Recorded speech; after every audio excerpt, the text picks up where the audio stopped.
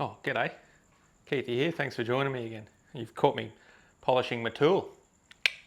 Anyway, thanks for joining me guys. If you are new to this channel, even if you're not and you've seen a few of my videos, don't forget to smash subscribe for us. Keep me going, a little bit of encouragement for these videos just to show that you guys like them, and give me a like down below as well. So today, what are you here to see? What do you want to know? This here, what I've got in my hand, is why we're here today. And it's got to go into the back of that.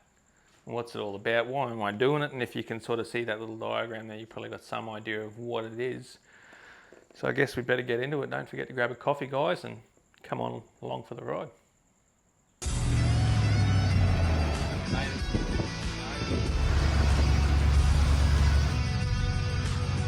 we couldn't go without checking this out. Preparing fires now.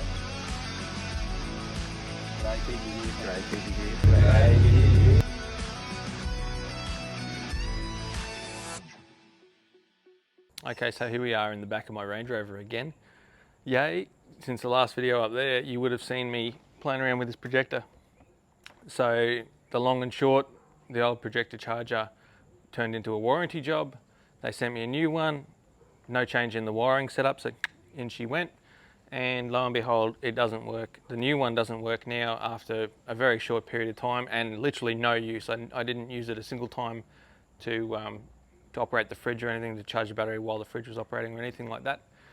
So it didn't have any work to do, but unfortunately it's not working at all.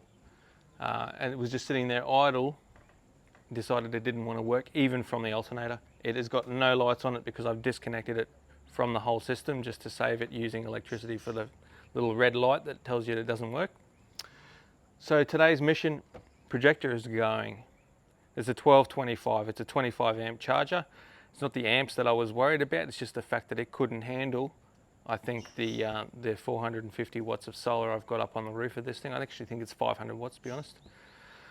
What does that mean? Well, that's why we've got this old girl here. Redarc BCDC 1250D. Don't forget the D. This is a 50 amp charger. I don't particularly need 50 amps because there's not a lot that I use off this battery at the back here, but it will most certainly take the solar that I have on the roof. This is rated for about 725 little wattage of solar.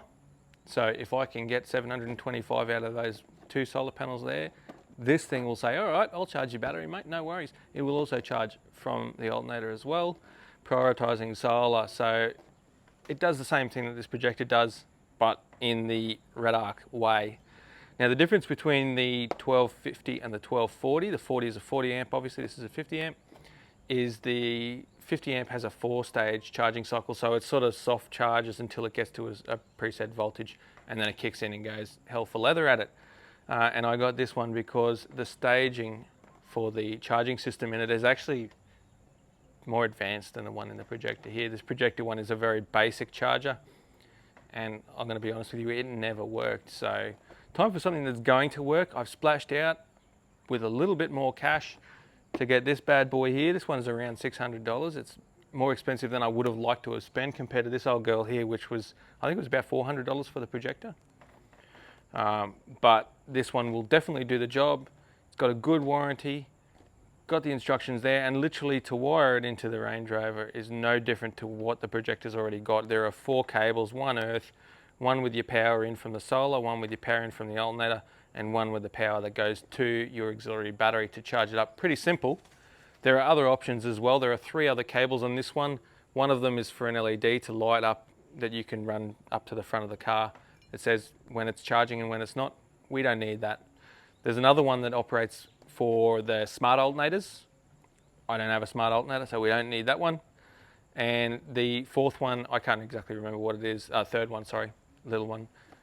But it's, again, something that we don't need to use. I think it's actually the other half of what you connect up when you are running a smart alternator. And it's also to adjust the charging voltage from the Redarc system here. So we're not going to worry about that because the first system, which means don't plug in that last little wire, Charges at 14.6 volts anyway, which is what we want. We don't need 15 volts, we don't need 15.6, we don't have lithium.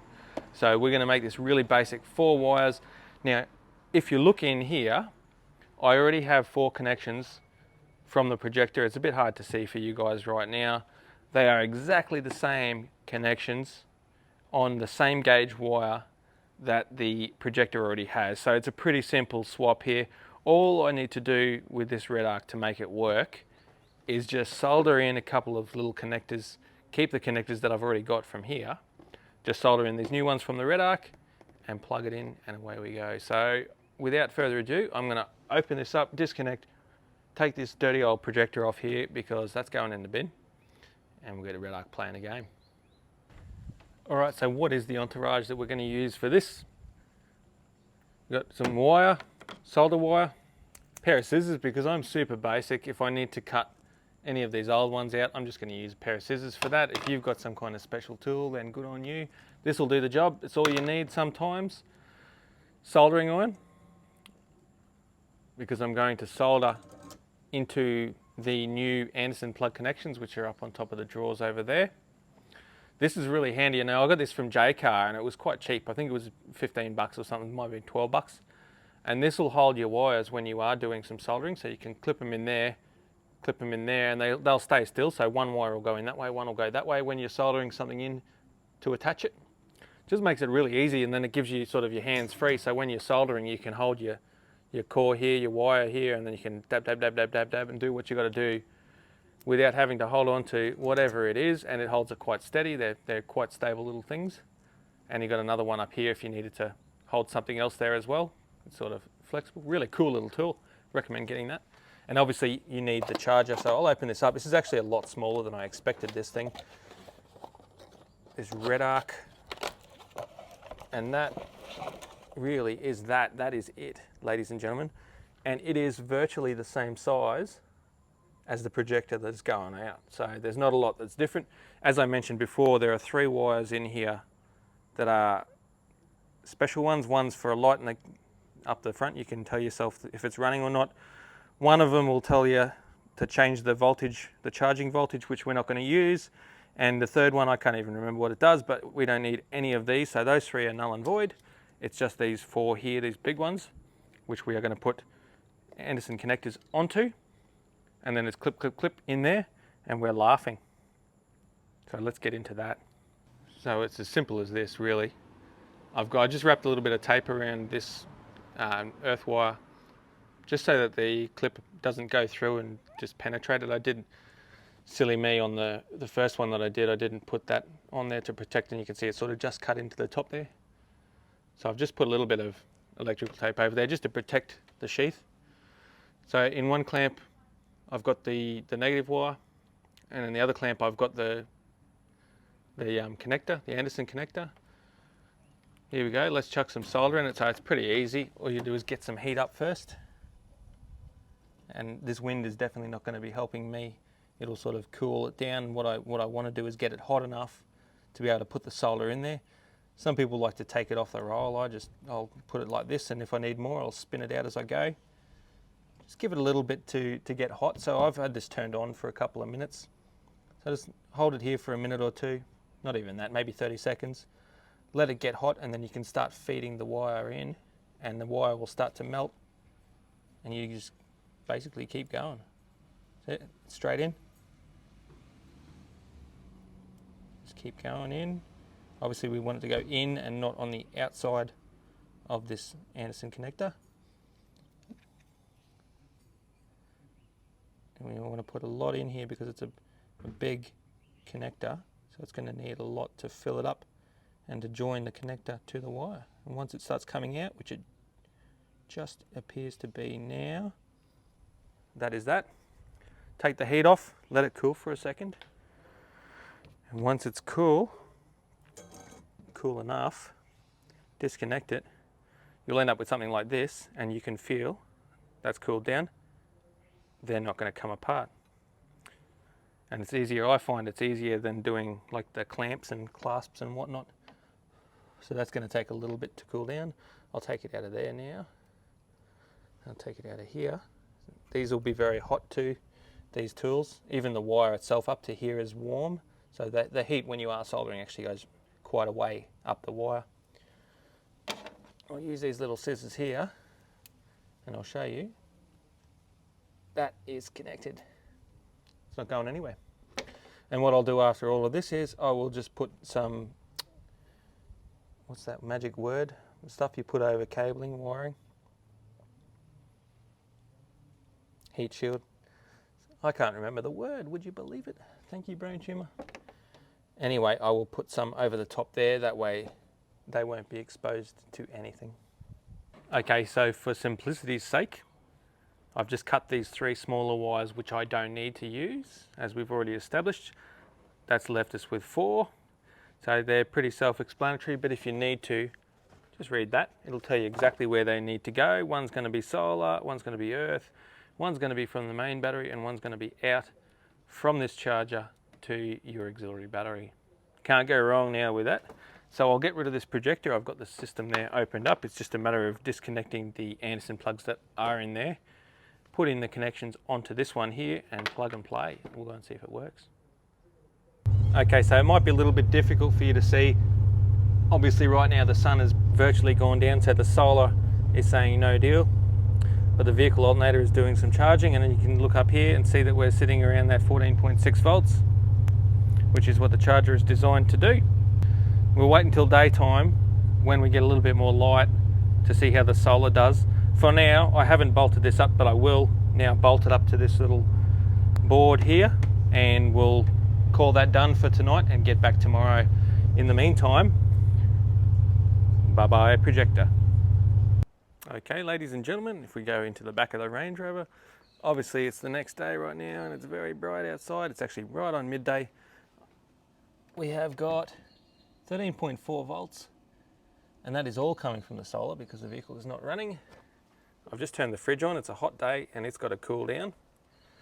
So let's see how it all goes. It's all installed there, and you can see from this that I'm on charge profile A, which is a maximum of 14.6 volts. Solar is what's feeding it, and it's in float stage at the moment. When it's flashing like that, it means it's floating along. If this voltage was lower, so if I had like a big demand or something like that and it had to charge a lot more, then it would hold the light consistently for a solid charge. But that's a good little setup, and it's a win for now. So I'll come back to you after a couple of hours once this fridge has run for a little bit, and we'll see how that battery's going there and how everything's all running. Alrighty, let's go in and have a look now. It has been 1 week. The fridge has been running the entire time. You can see it's cooling at the moment.